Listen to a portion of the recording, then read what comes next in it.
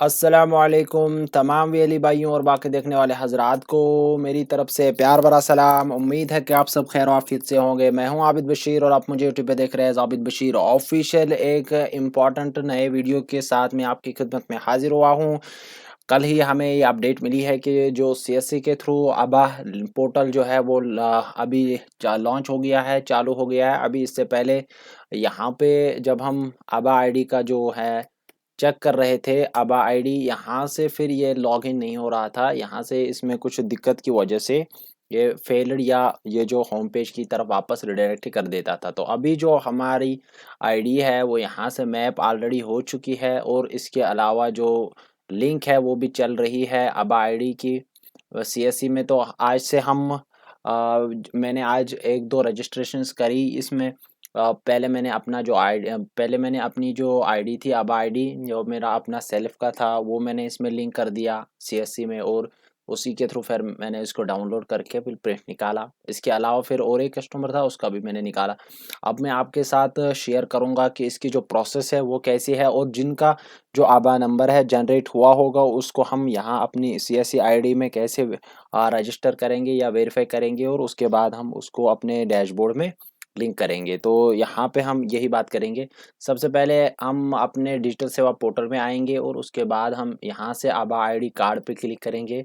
आबा ID card पे click करने के बाद हमारे पास आएगा एक नया पोर्टल, उसी में हमें जाना है। जैसे हमारे पास कुछ इस तरह का इंटरफेस आएगा, यहाँ से हमें सीएससी आबा, यहाँ से हम लॉगिन करेंगे।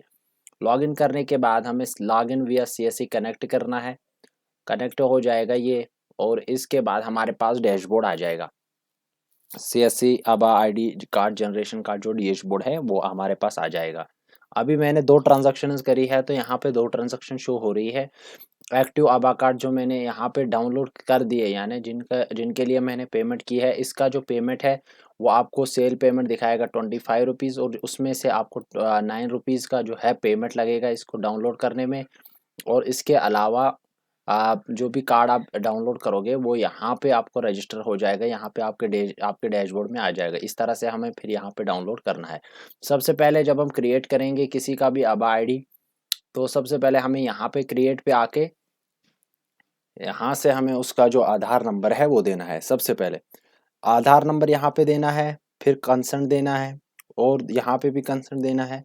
इसके बाद हमें यहाँ पे करना है काम, यहाँ पे जो कैप्चा है इसको देना है और कैप्चा क्लियर करने के बाद हमें प्रोसीड टू केवाईसी करना है। ठीक है, तो यहाँ पे मैं 2 मिनट के लिए वीडियो को पॉज करूँगा। मैं एक आधार नंबर लेके आऊँगा और आधार नंबर के साथ साथ मोबाइल नंबर, जिसके जो मोबाइल अभी आपको यहाँ पे केवाईसी में आपको सिर्फ खाली ओटीपी का ऑप्शन मिलेगा और मे बी इन फ्यूचर अभी शायद सीएससी की तरफ से इसमें बायोमेट्रिक का जो है ऑप्शन दिया जाएगा और बायोमेट्रिक का ऑप्शन देने के बाद हम किसी का भी जो आबा आईडी है वो बना सकते हैं।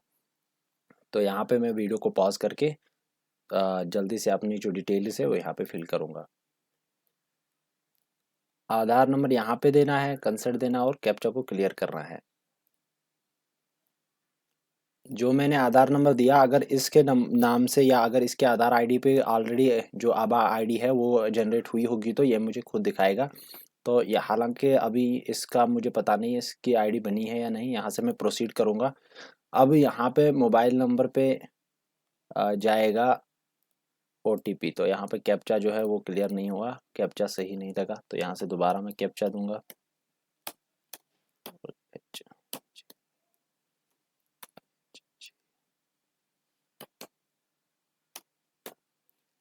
प्रोसीड टू ई केवाईसी में मैंने बोल दिया कि यहाँ पे हमें अभी खाली एक ही ऑप्शन मिल रहा है, वो है ओटीपी का। तो यहाँ पे मेरे नंबर पे जो है ओटीपी भी चला गया।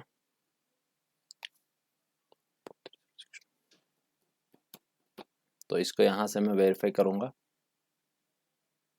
वेरीफाई होने के बाद अब हमें यहाँ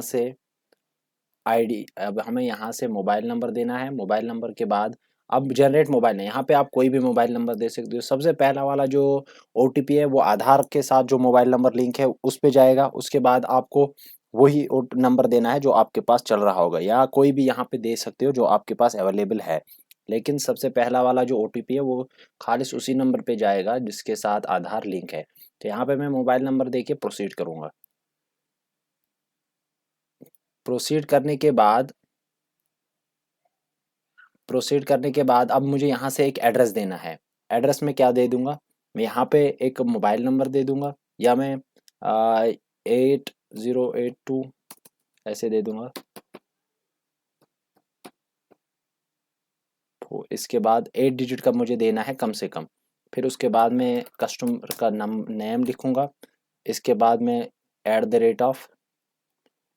@ डालने के बाद इसके बाद में डाल दूंगा इसके साथ ABDM, ठीक है, ABDM।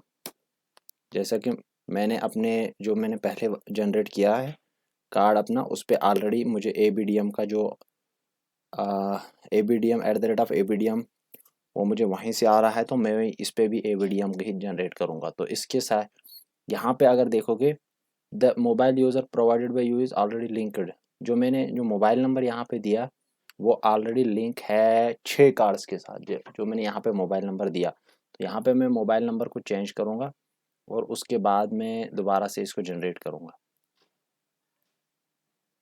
अब मैंने मोबाइल नंबर चेंज किया और दोबारा से रजिस्ट्रेशन के लिए अब मैं यहाँ से दे दूँगा, जो रजिस्ट्रेशन है वो मैं यही रखूँगा, एड्रेस यहाँ पे मैं यही दे दूँगा। जनरेट पे क्लिक करूँगा। अगर ये वाला नंबर भी ऑलरेडी 6 कार्ड्स के साथ रजिस्टर्ड है, तो यहाँ पे मैं दोबारा से नंबर चेंज करूँगा। दोबारा मैंने मोबाइल नंबर चेंज किया, अब जनरेट करने की कोशिश करूँगा मैं, देखते हैं जनरेट हो जाएगा कि नहीं। हाँ, ये हो गया जनरेट।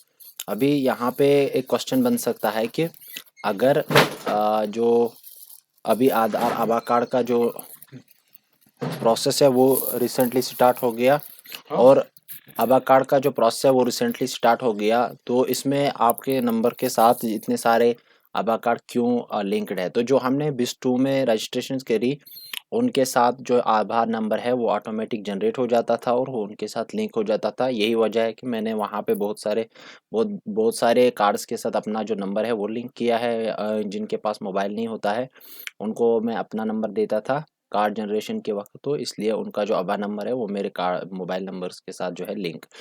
अब यहाँ पे मैंने कार्ड जो जनरेट किया है ये फ्रेश कार्ड बन गया। अब मैं जाऊँगा एक्टिव आभा कार्ड्स में, ठीक है। यहाँ पे आने के बाद अब मुझे जो रिसेंटली जो मैंने कार्ड बनाया है वो यहाँ है, इस पे अब मुझे पेमेंट करनी है। पेमेंट करने के बाद यहाँ पे मुझे अपने अकाउंट का जो पासवर्ड देना है, अकाउंट का पासवर्ड देने के बाद वैलेट पिन देना है। वैलेट पिन के बाद आप यहाँ पे सेल अमाउंट देख सकते हो, 25 का सेल अमाउंट है। और इस पर मैं आपको बताऊंगा कि ये जो सेल अमाउंट है ये किस पेज पे है, आपको कैसे देखो। यहाँ से मेरा जो कार्ड है वो जनरेट हो गया। अब मैं इसको डाउनलोड यहाँ पे आके डाउनलोड करूँगा। डाउनलोड जैसे ही होगा तो आपको डायरेक्ट प्रिंट देना है। अगर आप 25 रुपये किसी से चार्ज करोगे तो आपको डायरेक्ट प्रिंट देना है ऐसे प्लेन शीट पे, और उसी प्लेन शीट का आपको 25 रुपीज़ का चार्ज लेना है। अगर कार्ड बनाओगे तो फिर आपको देखना है कि वो कौन सा कार्ड बनाता है, या लेमिनेटेड है या PVC है, तो उसी के हिसाब से आपको चार्ज करना है। तो इस तरह से हमने एक फ्रेश कार्ड का जो है यहाँ पे प्रोसेस देखा रजिस्ट्रेशन का। और इसके बाद अगर हमें किसी जो ऑलरेडी लिंक्ड कार्ड है, जो ऑलरेडी जनरेटेड कार्ड है, उसको अगर हमें अपने CSC ID में लाना है तो हम यहाँ पे वेरीफाई आभा पे आएंगे।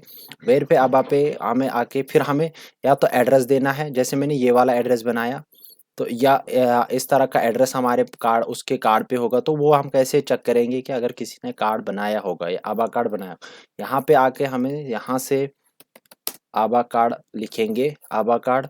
इसके पहले सबसे पहले वाली जो वेबसाइट यहाँ पर लॉग इन टू आभा जो आ रहा है, यहाँ पे आएंगे। यहाँ से हमें मोबाइल नंबर देना है। मोबाइल नंबर देने के बाद यहाँ से कैप्चा को क्लियर करना है। कैप्चा जैसे क्लियर होगा हमारे पास OTP आएगा। OTP कंफर्म करने के बाद जो आभा आभा कार्ड है जो इस मोबाइल नंबर के साथ जो लिंक होगा वो यहाँ पे हमें शो होगा। तो जैसे ही हम लॉगिन करेंगे तो उसके बाद शो होगा, उस पे यही नंबर दिया होगा। जैसे मैंने यहाँ पे एक मोबाइल नंबर दे दूंगा मैं, जो अभी मैं जैसे हम मुझे चेक हो रहा था कि 6 कार्ड आपके जो आभा नंबर के साथ है वो लिंक है। तो यहाँ से हम देखेंगे उसके रिलेटेड वीडियो रोक लूँगा मैं। इस तरह से आप यहाँ पे देखोगे ओटीपी आया, ओटीपी कंफर्म करूंगा मैं, तो आप देखोगे 437637। अब नेक्स्ट पे क्लिक करके हम लॉग इन हो जाएंगे, तो यहाँ से आपको दिखेगा कि कितने कार्ड मेरे अकाउंट के साथ लिंक है। देखो 3 और 3 हो गए ना 6। अब या तो मैं आभा एड्रेस ले लूँगा, या मैं आभा एड्रेस के बगैर, या मैं सीधे आभा नंबर ले लूँगा। ये दो, जैसे हम यहाँ पे आएंगे ना, ये एक आभा की जो अलग वेबसाइट है ऑफिशियल, वहाँ पे हम निकालेंगे जिनका आभा कार्ड बना होगा, और उनको फिर हमें डाउनलोड या प्रिंट कर लिए हम, या उनको अपनी CSC आईडी के अंदर लेके आएंगे। तो यहाँ से मैं डायरेक्ट या आभा नंबर ले लूँगा या आभा एड्रेस दे दूँगा। चलो अगर मैं यहाँ से आभा नंबर ले लूँगा तो मैं यहाँ पे कॉपी करूँगा, फिर यहाँ पे आऊँगा, यहाँ से मैं इसको हटा के, क्योंकि ये अभी मेरे यहाँ CSC आईडी में नहीं आया, हो गया ये नंबर।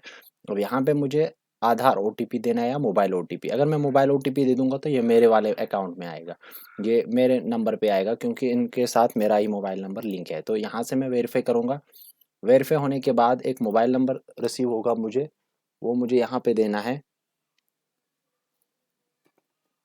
ठीक है, यहाँ से मुझे वो देना है, और इस तरह से मेरा जो काम है वो हो गया, और मेरा जो अकाउंट में ये जो अकाउंट है वो यहाँ पे आ गया। ठीक है, अब यहाँ से आप देखोगे, अब यहाँ पे मुझे पेमेंट करनी है। पेमेंट करने के बाद मैं दोबारा से अकाउंट, इसका जो कार्ड है वो उसको प्रिंट निकाल सकता हूँ। अब आप पेमेंट, अगर आपने प्लेन शीट पे इसको प्रिंट करके दिया तो 25 रुपीज़ की चार्ज है।